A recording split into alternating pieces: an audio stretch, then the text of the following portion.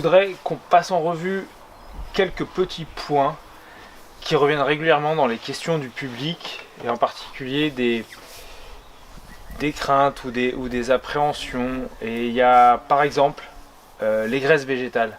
Moi, on m'écrit en me disant si je mange trop d'avocats ou si je donne plein de fruits secs à mes enfants ou de la banane, est-ce qu'on va pas grossir Est-ce que tu peux nous faire un topo sur les graisses végétales déjà? Les graisses végétales n'ont rien de commun avec les graisses animales, puisque les graisses végétales sont faites pour être absorbées et digérées par notre corps, alors que les graisses animales ne le sont pas.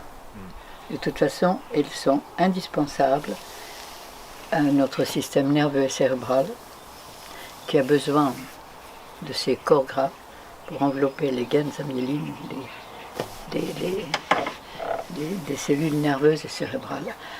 D'ailleurs, il suffit de regarder un cerneau de noix pour voir qu'il a exactement la forme d'un petit cerveau. Enfin, exactement, c'est beaucoup dire. Mais les graisses végétales sont indispensables à l'homme.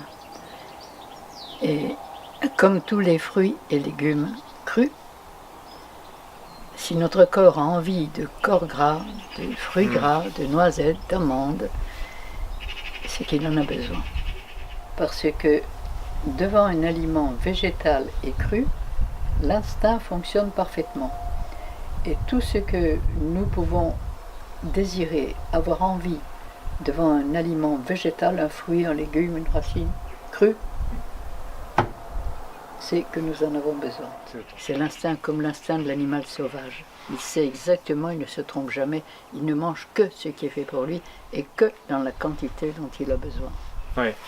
Maintenant, inversement, devant un aliment transformé, cuisiné, cuit, peu importe de quelle façon, nos cellules demandent exactement le produit qui fabrique le poison dans lequel elles baignent, avec lequel elles sont plus empoisonnées. Alors il est certain qu'on n'est pas seulement intoxiqué, empoisonné, on est aussi carencé, puisque l'alimentation cuite et morte et excitante que nous avons consommée jusqu'à présent ne nous a pas apporté les éléments nutritionnels dont nous avions besoin, et il y a beaucoup de carences à combler. Donc dans un premier temps, quand on change d'alimentation, on peut avoir envie énormément de noisettes, d'amandes, de fruits secs, de dattes, de raisins secs, ou de citron, ou de mandarine, ou d'orange. Chacun va aimer être attiré par ce dont il a le plus besoin. Et on ne doit pas se limiter. C'est-à-dire que tant qu'on est attiré par un produit pur, un aliment naturel, on y va. Et tant qu'on le sent bien, tant qu'il... Ouais. Et l'aliment transformé que nous aimons le plus sont celui qui est le plus nocif pour nous. Mais alors quelqu'un qui s'attaque à une transition alimentaire et qui, par exemple, se met à manger, je sais pas moi, 6 avocats par jour, ou plein de bananes, ou plein de pêches, tu n'y vois aucun inconvénient? Aucun. Moi, d'ailleurs, quand j'ai commencé cette transition, j'aurais mangé des avocats sur la tête d'un galop. Je ne voyais que des avocats partout et j'avais envie que d'avocats. Ouais. Et à propos des phases de détox et du phénomène que les naturopathes comme toi vous appelez l'accélération des symptômes, qu'est-ce que tu dis aux gens qui sont angoissés en fait par cette accélération des symptômes, qui ont l'impression d'être encore plus malades? Et est-ce que notre instinct est perturbé par la détox? Comment? De toute façon, il faudra passer par là, parce que dès que notre corps dispose d'un petit supplément d'énergie, il l'utilise pour rétablir son équilibre. Et il va évidemment essayer d'expulser les résidus que l'alimentation antinaturelle que nous avons pratiquée jusqu'à présent, antinaturelle et cuite, et cadavérique, je dois bien le dire, parce que une bonne entrecôte, c'est quand même un bon morceau de cadavre, que vous le vouliez ou non. Alors, si vous étiez carnivore, si on était carnivore, je l'ai été aussi, j'en ai mangé de la viande comme tout le monde. Mais si on était carnivore, eh bien on devrait pouvoir tuer l'animal et mordre dedans. Est-ce que quelqu'un est capable de faire ça? Est-ce que tu es capable de tuer un bœuf et de mordre dedans, de tuer un cochon et de mordre dans son jambon? Le jambon cru, c'est quoi? Le jambon cru, oui, c'est un bon morceau de cadavre qu'on a mis dans ton assiette. Parce qu'au moment où le corps expulse ces résidus, que ceci passe dans le sang, les cellules réclament le poison que le corps élimine. D'accord. C'est le début de la crise de détox. Et ça veut dire qu'il faut bien dire de cela, aux gens qui traversent cette transition alimentaire qu'il faut qu'ils fassent le distinguo très clair entre aliments naturels et aliments transformés, et suivent leur instinct quand il s'agit d'aliments le plus naturel et le plus propre possible, et fuir leur instinct quand il s'agit d'aliments transformés. C'est-à-dire que le fuir, ils ne peuvent pas, parce qu'à partir du moment on agit exactement comme des drogués alimentaires que nous sommes. Et à partir du moment où on a envie d'un aliment transformé, c'est très difficile de résister. Ouais. Et c'est là, mais il faut être conscient. Ok, vous le mangez, mais il faut être conscient qu'après il faut nettoyer, il faut attaquer. Ce n'est pas la transition alimentaire, ce n'est pas les aliments végétaux qui vous ont rendu malade. Ils ont révélé l'état dans lequel vous êtes et ils commencent à se nettoyer. À partir de là, vous commencez à être mal. Ce qu'on appelle la maladie. Oui. Ça veut dire que le corps est très fatigué pour expulser, et s'il élimine des résidus visqueux, glaireux, ça sera pénible et gênant. S'il élimine de l'acide urique, si on est un gros consommateur de viande ou de produits laitiers, donc on sera douloureux. Et toutes les éliminations sont douloureuses, pénibles, gênantes et fatigantes. On a appelé ça des maladies. Le simple mot maladie voulant dire, c'est le langage des mots, qu'au départ on a fait maladie, mal à la vie. On n'a pas donné à notre corps les aliments qui sont faits pour lui. Ça c'est super important. Il faut toujours rappeler aux personnes en début ou en milieu de transition que tous ces symptômes, il ne faut pas en avoir peur en fait. Non, il faut à ce moment-là comprendre notre corps et l'aider à se nettoyer. Chacun ses méthodes. Il y a des lavements, il y a des plantes, il y a le jeûne, qui est la technique majeure. Il y a des cures de jus, il y a beaucoup de choses. Moi, j'ai redécouvert les purges que tous les animaux pratiquent et qu'on a pratiqué depuis la nuit des temps. Mais là encore, il faut apprendre à les pratiquer, ça ne se fait pas n'importe comment.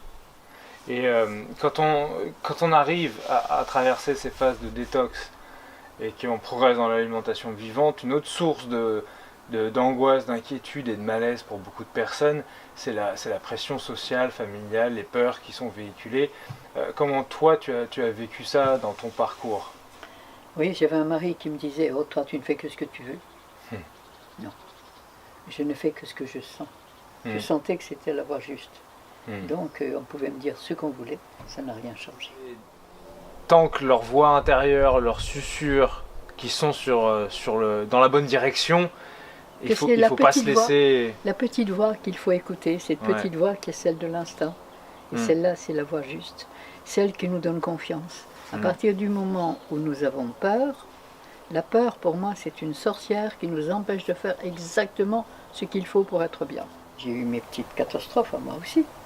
Mais bon, je m'en suis sortie et chaque fois, j'ai compris qu'il y avait quelque chose qu'il fallait que je comprenne en plus.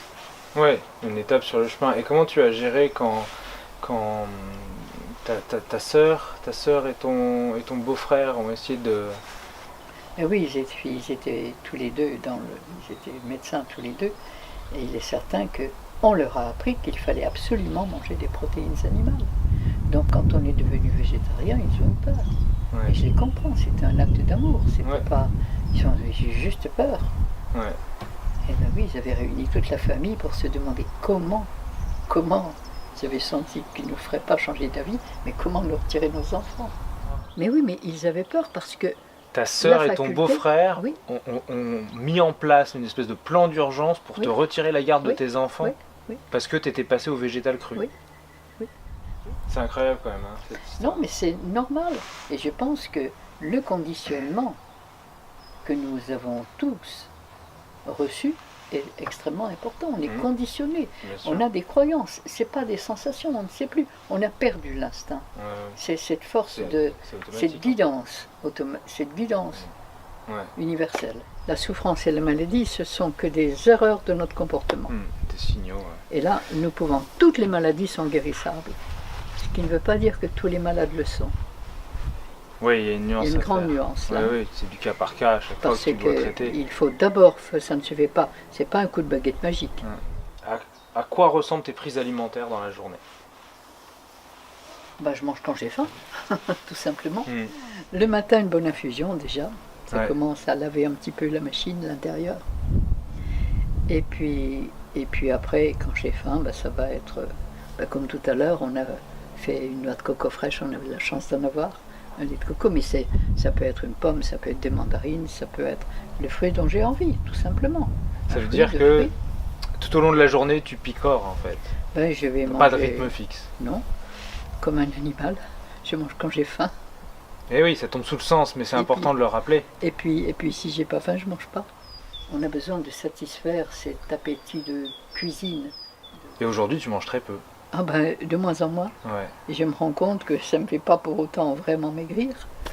Non, mais- J'ai pas l'air de squelette et j'ai de l'énergie puisque Voilà. je travaille Voilà. à 85 ans. Je travaille du matin au soir, semaine et dimanche. Ouais. Au grand désarroi et désespoir de mes enfants qui crient au secours. Personne Mais- ne sait comment t'arrêter, quoi. Non, mais manifestement, au-delà de ton rôle de naturopathe, je veux dire, t'es heureuse. Ah ben oui, T'es pleinement épanouie dans cette vie en tant que femme et en tant que naturopathe. oui. Donc t'es l'incarnation vivante Ben, je pense de que la réussite de tes principes. tout être en bonne santé est fait pour être heureux. Ouais. Et c'est le but de la création. Je pense Mhm. qu'elle a créé des êtres pour qu'ils soient heureux. Bien Et sûr. la nature nous a tout donné, tout, simplement pour qu'on soit heureux, en pleine forme et en bonne santé, et qu'on ait tout ce qu'il faut.